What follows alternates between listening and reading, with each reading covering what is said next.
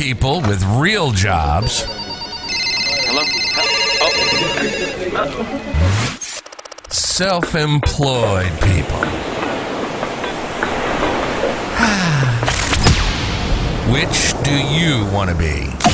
This is Certifiably Unemployable. It's time to fire the boss and become self-employed. Maybe you need a push to get that business or side gig going that you've been dreaming about for years. And if you're an entrepreneur, you can listen to stories and get experience from people who've done it. Get ready to change your life. Broadcasting from the compound, this is Certifiably Unemployable, and this is Sean Dean. Welcome to Certifiably Unemployable. I am your host, Sean Dean, and thank you for joining us this week as we talk about thoughts on things financial with our guest, Rob Schulz. Now, Rob Schulz, he's the founder and president of Schulz Wealth, Ltd., named on Investopedia's list of 100 top financial advisors in 2019 and in 2017. Rob is also a former instructor for the Certified Financial Planner Certificate Program at the University of Texas at Arlington and Texas Christian University. He was born in Taylor, Texas. He attended the University of Texas on a Navy ROTC scholarship where he received his BBA in accounting. While serving aboard ship as a surface warfare officer, he found his calling counseling sailors on desperately needed personal finance and money management issues. And so he's worked with a ton of entrepreneurs. That's what he does on, pretty much day in and day out. And again, he's got the book Thoughts on Things Financial. We'll talk more about the book, but first, let's meet Rob. Rob, welcome to Certifiably Unemployable. How you doing, sir? Doing great. Thanks for having me, Sean. Really excited to be on today. Yeah, absolutely. We're excited to have you. And it's funny because as entrepreneurs, naturally, we're in this business to have financial freedom, to live a life, to be happy and all that stuff. But we never really want to talk about the nuts and bolts of finances because we don't want to hold ourselves accountable on that aspect, right? So I think this is a great topic. As dull as it may seem for some people, it is so important. And today we're going to specifically look at a couple of different things. Cash flow in the world of business, whether you own a brick and mortar or any type of company, cash is king, correct? Oh, no question. And I love you use the word accountability because, over the years, the people that I have seen that become unbelievably successful as being self-employed are the ones that have a certain level of discipline and accountability. And when you don't, just eventually it doesn't work out, right? Right. 100%. Yeah. And a part of that is certainly, having some type of process for making sure that, you're financially sound, that you're doing the things that you're supposed to be doing with regard to finances, whether it's in your business or personally, because as we know, they get really intertwined, don't they? Your business and what you do personally. And it's super important to make sure that you have good financial habits, and good financial habits start square one at cash. That's right. So before we get into that, any deeper, one of the things that I want to remind the listeners that I've been there.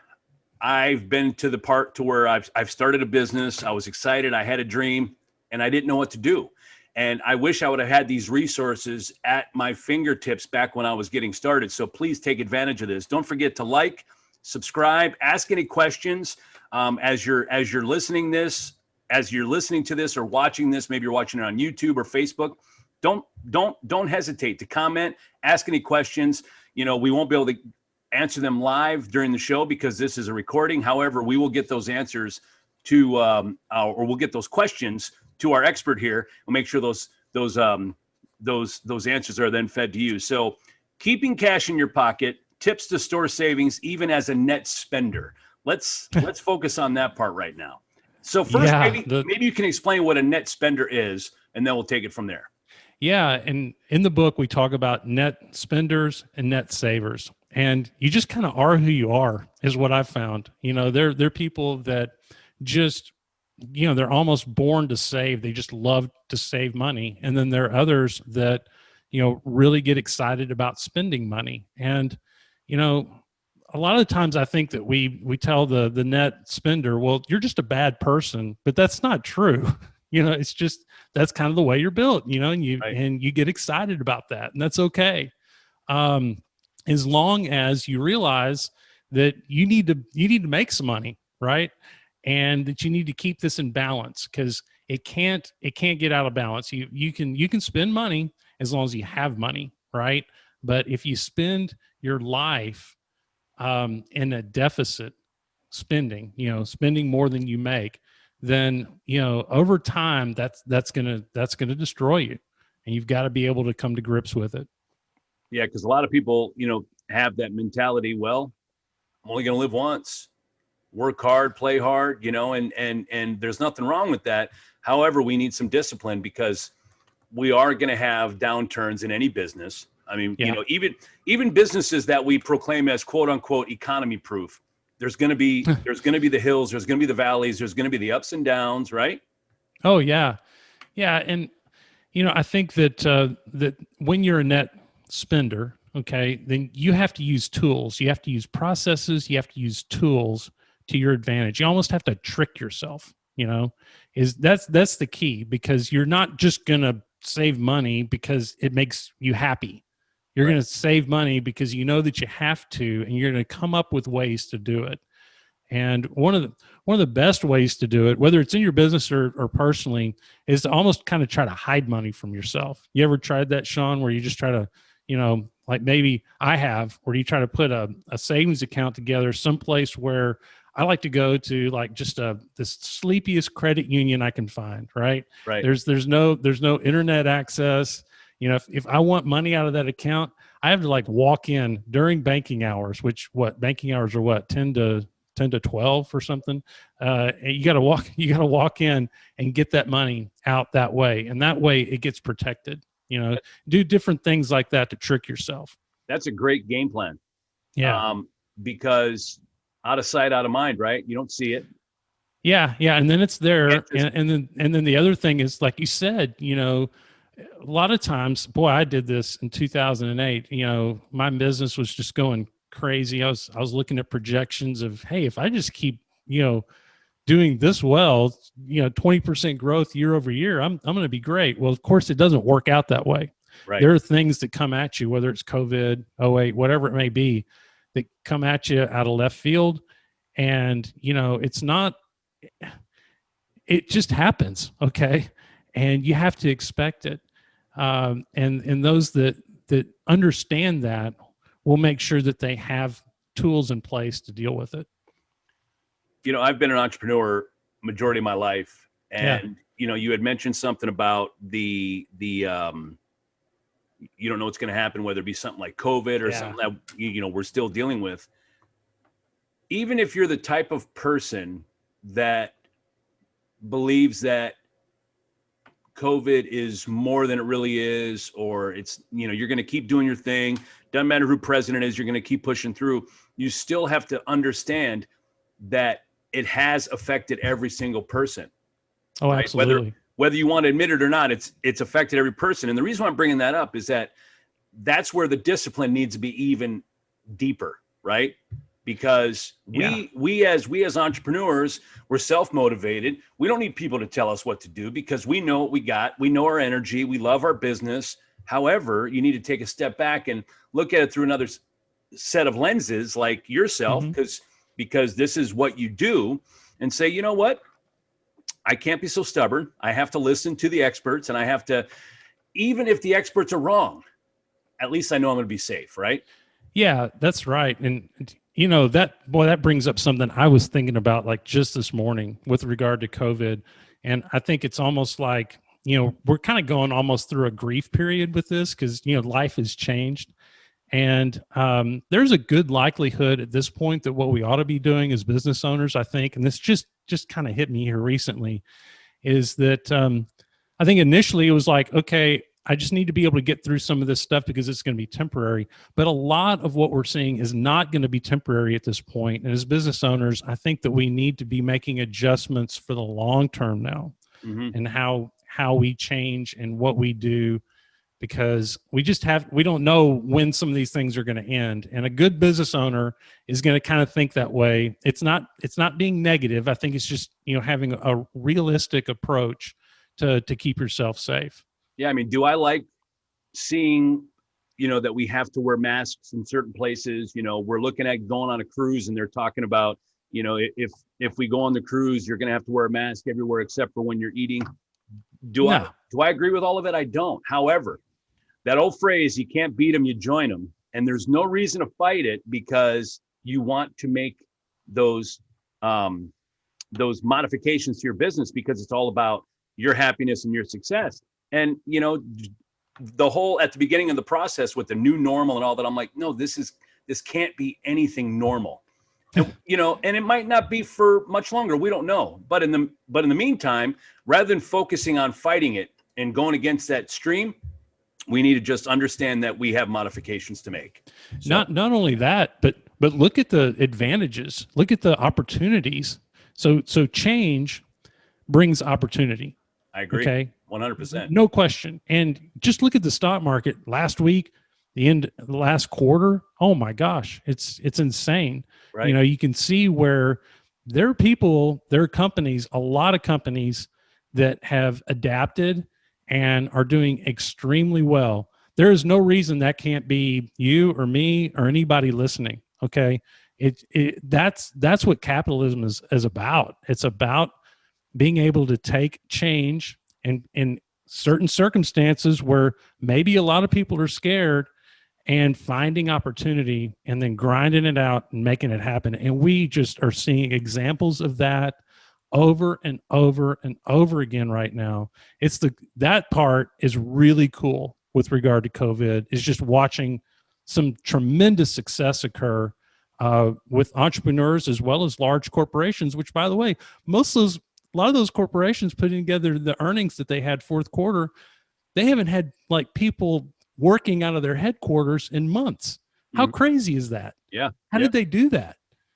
And nuts. I've been saying for months, Rob, that I think that's one of the positive things that's happened during the pandemic is it's forced these companies that have been spending all this money on rent and overhead to dial that down, bring their employees to work from home. They had to put some systems in place through technology and everything else, but what is that going to do for their bottom line? How much more money they're going to put in their pocket, right? It'll enable them to create a happier environment for their employees, because there's really not many people I haven't talked to that were not working from home. Now they're working from home. They're like, I love it. I love working from home, and, but I think that's one of the positive things. And the other thing I wanted to bring up was look at how things have changed. If you just watch the Super Bowl, the commercials during the Super Bowl, you see people you see vendors advertising that normally would never advertise. You've got these food delivery companies. They never advertised on the Super Bowl before. You've got these online marketing companies. I mean, everything is more online based and everything else. So there's a whole nother industry of opportunity that if we as open-minded entrepreneurs want to embrace, they're there, right? Yep. And you know what you need to be able to take care of opportunity? You need cash. That's the other reason why you make sure that your cash is solid when you're self-employed. 100%. One is because of the emergencies, but the other is because the opportunities. And when opportunities knock, you need to be able to pivot and make it happen quick. And nothing makes it quicker than actually having the money on hand, right? So can you give us 3 tips? And you already gave the one about the sleepy credit union, just have an account you don't look at all the time. But if you want to use it as one of your 3, that's fine. Or maybe you want to do 3 more, just a couple more tips on what we can do right now today, listening to this, what we can do as entrepreneurs to put some cash aside. Yeah. Another thing, not drastically affect our life. You know what I mean? Yeah. So this is one thing that we do, like in our process with our clients, and you can do this at home. This is really easy, but I'm going to use the B word. Okay. Budget. All right. We hate it. Yeah. And, usually like there's a husband and wife, two spouses. One of them is going to be really big into budgeting. The other's not, because we just marry somebody different than who we are, right? That's my wife and I. She's so much better at that than I am. 100. Yeah, exactly. And so, but one of them wants to like budget every single penny every single month, and that's no fun. Okay. And the other one doesn't want to do it ever. I think the best way is to just come up with one once, get an idea for what your burn rate is. That's what I call it. How much is it costing you to live? Most people don't know. And then make sure that you're balanced, and look at how much you make. And what you'll find is, if there's a positive number at the end, then you have money that you can save. Okay. And I usually tell people, okay, because it can be a big number, because you'll miss stuff. There's, when you've got money in your pocket, you're going to go spend it. So, you have a positive number, cut it in half, and try to automatically save that. Okay. Now, obviously, employed people, they have their 401k, and they can do that like right out. But you can do that too as a self-employed person. You can set up automatic deductions out of your check, out of your checking account, out of your business account. Set it up automatically for that money to get saved. It first needs to go to cash, and then it needs to start going to investments. That's automate absolutely as much as you possibly can. That is the main way to make sure that you have cash.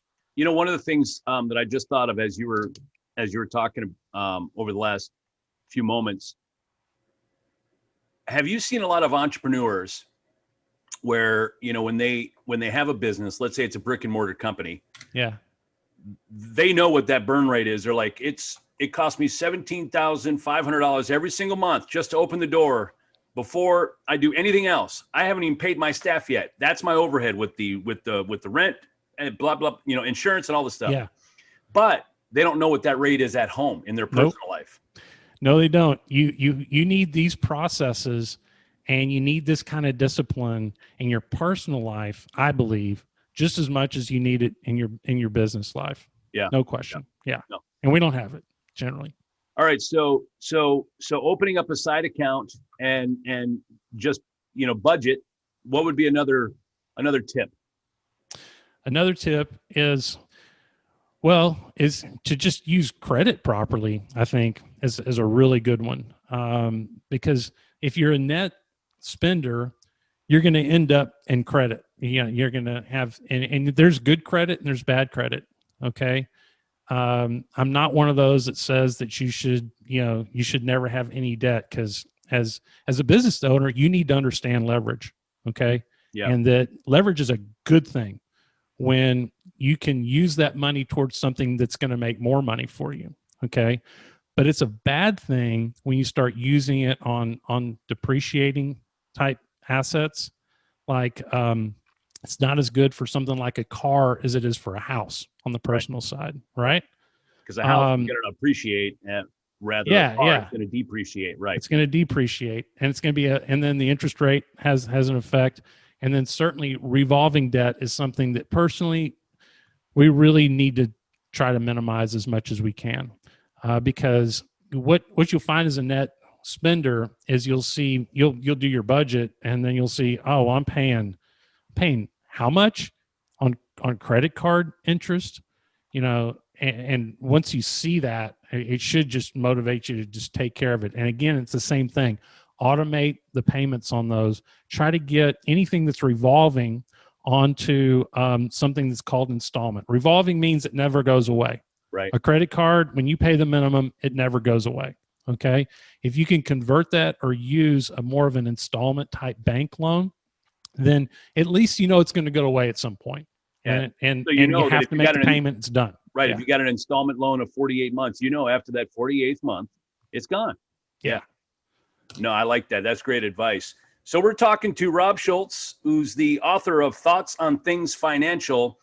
And now we're going to kind of switch over to the stock market side. So you've got, you're an entrepreneur, you're a business owner, and you are finding that you have maybe another 20, 30% a month that you can set aside. I've always heard that when you're in business, you want to break it down into thirds. You've got a third for cash flow now, a third for, can't remember now. It was cash flow now. There was another third, but the other third was to set aside for growth, right? So let's say it is 33% or 20% that you can set aside for growth of the business. Maybe would you take a portion of that and invest it in the stock market or do other things to help your money grow?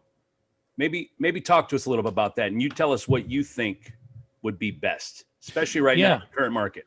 Yeah, you bet. So as a business owner, as an entrepreneur, by far your best investment is your business. Okay. Right. That's where you're taking all your risk. That's where you're going to get the highest return. Okay. And that's your play. Right. But and when you start out, it's like, what have you got to lose? Right. So you're going for it. But then at some point that business starts to have some value to it, and you start it becomes a money machine. So then it starts spitting out money. And at that point, you do have something to lose, and you probably need to start working out some kind of backup above cash, which is investments. And the best investments for the long term, no question, is a diversified investment portfolio, stocks, bonds, that sort of thing. And you need to start building one of those. You need to have it individually, not in your business. Okay. So, it's in your name, protected from your business. And this is what you're growing. You can call it your backup plan. You can call it whatever you want, but it's very, very important to have this money, because it gives you options, just like the cash does. It gives you options for how you're going to transition your business later, when you're going to do it, and whether you're going to have the money based upon some different circumstances that could happen. Okay. Now, naturally, you being a financial advisor, you could help people litigate the risk when they reach out to you and say, hey, this is what I want to do. I would imagine you can give people advice as far as, because you don't want to look at it and say, well, I think I think Teslas are cool, so I'm going to automatically invest in that. You don't want to, because which a lot of people are, they think emotionally instead of rationally when it comes to investing. They want to, and that's why I could never be a day trader, because I get way too emotional, be like, oh, let me stay in a little longer. Next thing you know, I lost, so you can help us litigate those risks, right? If we reach out to you, right? Yeah, absolutely. And it ought to be pretty boring, right? We're not playing GameStop, none of that stuff, right? Yeah. It needs to be just a good, nice portfolio. And that's something that business owners a lot of times have a lot of trouble with, because they're risk takers. But here we're trying to take a little bit of the money off the table, if that makes sense. And The only reason why we're really investing it is because we do have to beat inflation over the long term. Otherwise, I don't, why would we? What's the purpose, right? Well, the purpose is to make sure that we beat inflation over the long term. That's all we're trying to do. Yeah. Well, I think one thing, as being an entrepreneur, we understand the word risk because we deal with that every day. But you have to realize too, listening to this, when it comes to investing and doing different things, you have to understand that there are risks. And that's why we want to litigate our exposure. We want to litigate our loss. We want to be, like if we did something, for example, if we chose to go out and buy some cryptocurrency, some Bitcoin, right? We have to understand that it's a very volatile market. It could be worth, it's what, 38,000 a coin right now. In the month of December, I have colleagues of mine that literally one colleague of mine had one account that had $100,000 worth of Bitcoin. After 30 days, it was 800,000, right? Wow. That's obviously not normal. However, it could have went the other way. And that's where we want to litigate the risk. Do you have any knowledge or any experience you want to mention about that whole cryptocurrency thing? I know probably as a financial advisor, you're probably just obviously the risk is the biggest thing for you. It is. And a business owner, I think, again, your best play from a risk standpoint is your business. Right. And one reason for that is because you can control it. Okay. Because you can work harder. You can creatively come up with solutions and stuff like that. You cannot do that when you're trading crypto. Okay. Yeah. You lose control. Okay. Yep. So you have to recognize that the game changes when you lose control. Right. Okay. Right. It changes completely. And that's why professional, advisors like us, that's why we diversify so much and so forth, because we understand that you lose control. Therefore, you can't take that level of risk when you lose control. Does that make sense? Yeah. So, I mean, if you are, in my opinion, if you are going to get into the crypto space and buy some Bitcoin, because it's more and more mainstream now than it ever was, and again, you have to litigate the risk. If you're like, you know what, I want to buy $500 worth of Bitcoin, you have to be okay saying that you may lose that. And really, with anything being said, you got to be okay with that mindset anyway. Well, you do. And like I said, though, I really think that as a business owner, you don't need to be doing that stuff. I mean, you need to be focusing that type of play in your business where you have control. That's my main recommendation there. Yeah. You got to lay that foundation down before you really want to take those risks. And like what Rob was saying about the cryptocurrency space, you might make some money. However, you also don't have the control, and that's definitely a topic on its own, but I thought I'd mention that because I wanted to just understand what your thought process on that was. But the foundation has to be laid in order for the stock market. So do you have any specific, outside of what you've already talked about, tips for success when it comes to the stock market? Yeah. I mean, I think, first of all, most business owners, you probably ought to kind of find somebody to do that for you, honestly. Right. Either that or, use a fully diversified fund of some type. You're not trying to hit a home run on your investments. You're just trying to beat inflation. So you need to spread it out. You just want them to have some sustainability and you want them to be able to grow over a period of time, right? That's right. I can't explain it any better than, I'm sorry, but it's boring. Okay. Yeah. But it's really, really important. And it's amazing to see a portfolio over the years, just a plain old boring portfolio, and see how it can grow over time. Recognizing that time value of money, the magic of time value of money, and understanding that, time's a big part of it, and just being patient is very, very important. All right. Well, fantastic. No, it's great information. So once again, we're talking to Rob Schulz, who's the author of Thoughts on Things Financial. And the things he talks about is budgeting, retirement planning, wealth management, personal finance. So Rob, tell us, is there anything more about the book we need to know? How can we get the book? And is there anything that you can offer our listeners as they're listening today?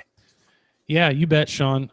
You can buy the book just about anywhere on Amazon, wherever you buy books. Okay. I will say most people, you can get it either way. You can either get it electronically or paper, but most people are getting it paper because it's almost like a little reference book. It doesn't take long to get through, but it's very broad. It's designed to just kind of give you some really good base level knowledge. And, for those who are, maybe older and more established, one thought is for the book, it's really, really good for younger people that are just kind of starting out.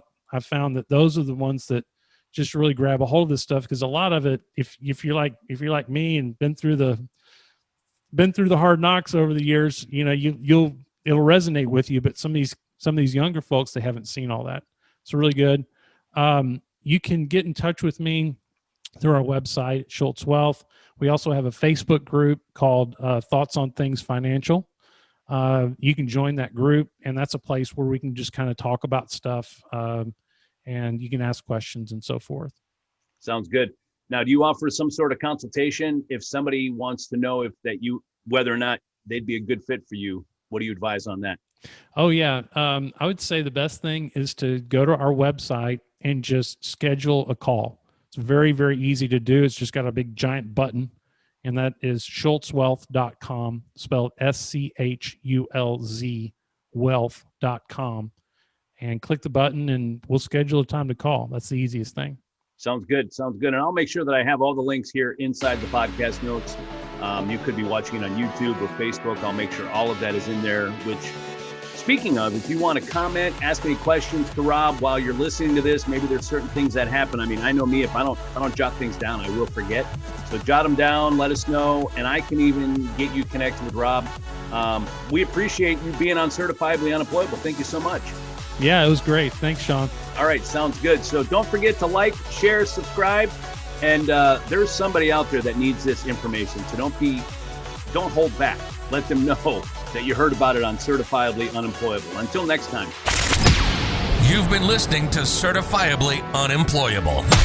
Ready to fire the boss yet? You're on your way. Sean has been self-employed for over 20 years. So if that's something that you want to do, something you've been dreaming about for years, Sean has all the knowledge, good, bad, and indifferent. We hope you've gotten some useful and practical information from this show. And we'll be back soon. But in the meantime, hook up with us on Facebook and Instagram at Certifiably Unemployable. Find us on YouTube and at www.certifiablyunemployable.us.net.org and .info. Till next time, this is Certifiably Unemployable, signing off.